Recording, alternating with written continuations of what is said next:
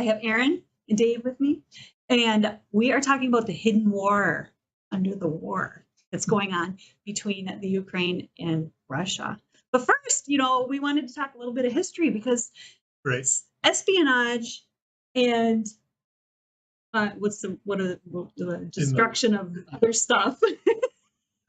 There's a long history Right. of that kind of thing going on. It's just escalated into cyber world. But you wanted, you don't want your enemy to know what's going on, so you encrypt your messages. We talked about a couple of examples, like the Navajo code talkers in World War II. Yeah. That the Japanese weren't able to understand the language, and so they didn't even have to encrypt their language. They could just speak talk it to each other. Yeah. And then, like the British cracking the German Enigma to intercept their coded messages, to track the submarines, etc. One if by land, two if by sea. not quite. Well, that's communication, though. That's absolutely communication. Right. So encrypting your data, not letting your enemy know what you're doing, was half of it, and then the other half was trying to decrypt it.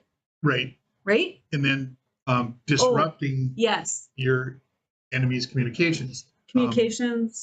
Supply lines, transportation. Yep.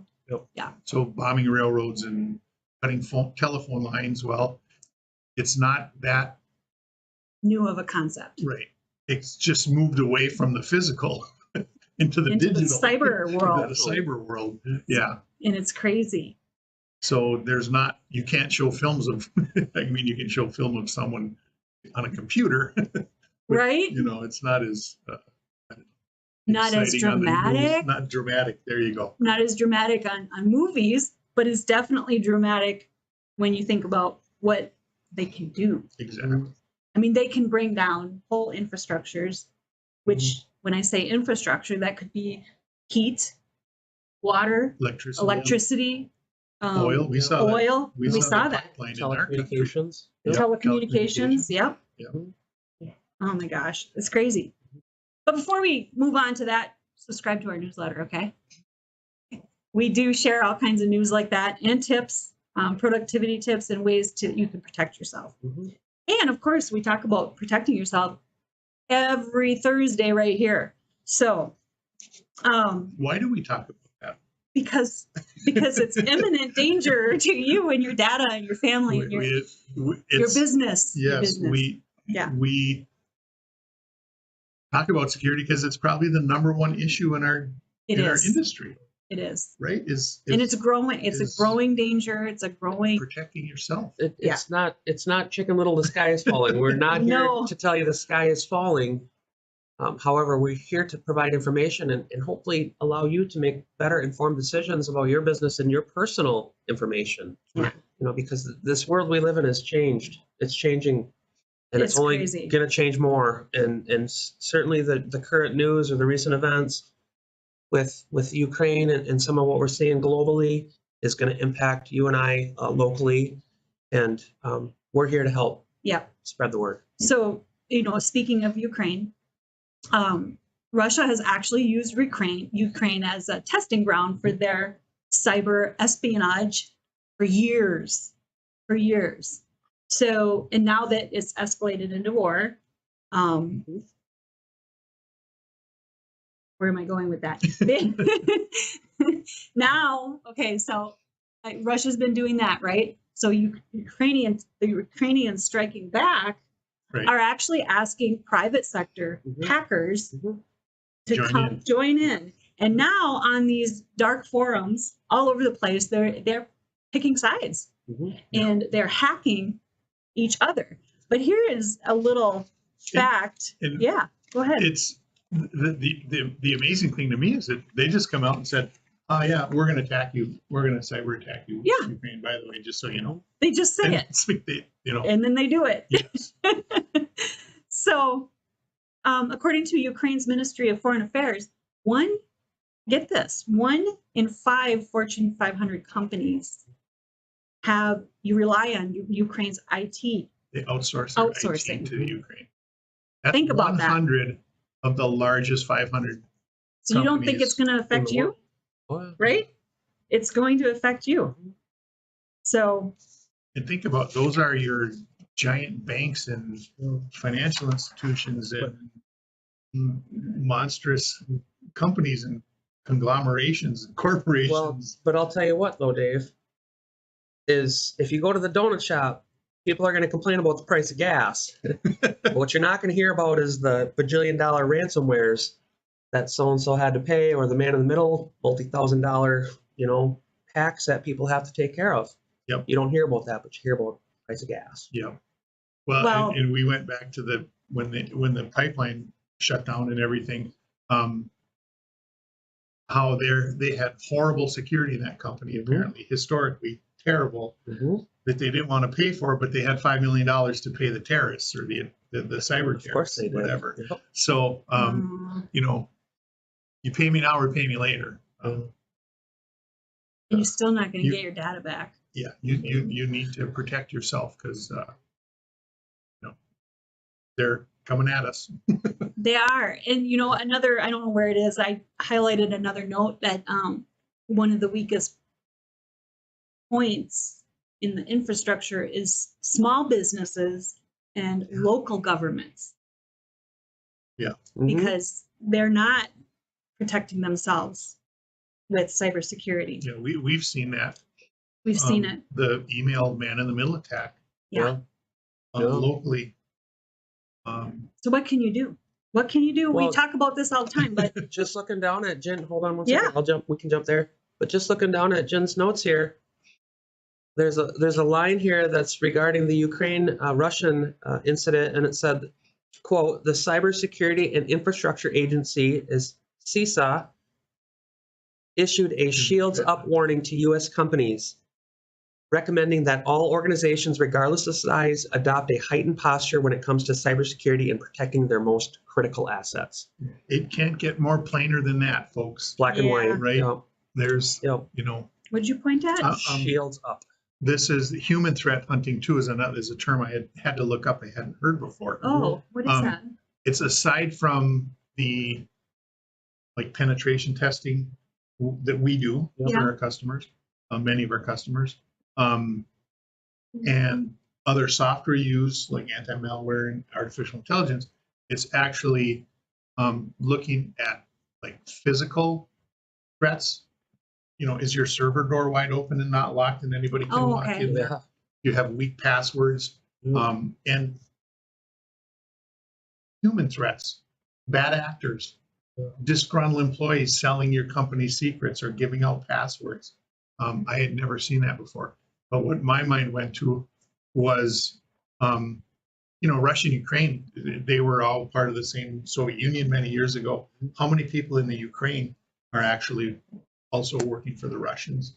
I mean, they could have a huge problem there too. Yeah. So, there's a lot of... It's really interesting. And I was fascinated by this topic because it's kind of futuristic. It's but it's not. It's here today. It's here and now, and there's another war waging right there. Isn't that crazy? Yeah. So some of the threats. There's a list in here. Well, I just saw DDoS. Yep, that's one of them. Denial of service. So that's where they use that list. That's a different bombard. List. They bombard the services with many myriad attacks and that what traffic. Services? This could be anything from your telephone to your internet to your online processing. In my simpler mind, it's your website, a whole bunch of phone calls. Well, think of a whole bunch of phone calls or a simple website. Maybe your website is how you do business. Okay. And if I create a program that hits your website with 100,000 robots, it'll log it down and you won't be able to do business. Got it. So that's what DDoS. Denial of service, yep. Okay, got it. So that's one way of attacking. The one that we find the most is phishing. Yeah. I mean, that just comes down to you and I sitting at our computer, reading our emails and being aware of what not to click and what not to believe. And the good thing is that can be alleviated a lot simply by training people on what to look for. We've talked about, look back in Fishing our here. YouTube history. Yeah. Yeah. Look for phishing. Yeah. PHISHING, and educate yourself on how to. I have to chuckle. On TV, I see the commercial for these Google Chromebooks that come out and how easy they are for everybody to get and use. And even the new ones have this antivirus, and it shows a shot of somebody clicking OK, and it sounds like everything's going to be safe.